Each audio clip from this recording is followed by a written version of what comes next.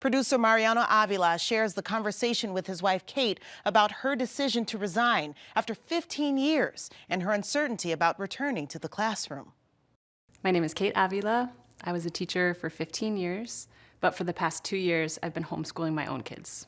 For me, leading up to the pandemic, teaching was getting harder and harder. I had had a second kid, and I felt like my life was getting tighter and tighter.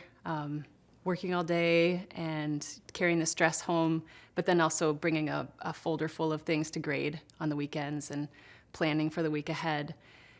So school had become me waking up at 4:30 in the morning to make all my plans and make meaningful lessons for my students, get grading updated, teaching, which, sometimes after teaching, you have quite a lot to get over just because students, can be kind of difficult sometimes. And then I was coming home and I was giving the leftovers to my family, and that just wasn't enough. It was like my own children were on the back burner.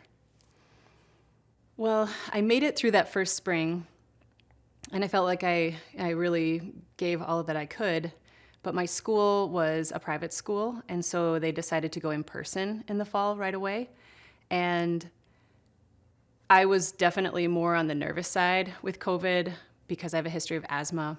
And so when I realized that my school was not only taking all this part of me as far as like what I was giving to the classroom, then I was kind of asked to like also put my own health at risk.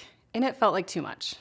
Not to mention all of the things that they had in place, like teaching school in person and virtually on Zoom at the same time, fielding questions from kids through your computer and making sure that everyone was seeing you, having everything recorded in the classroom.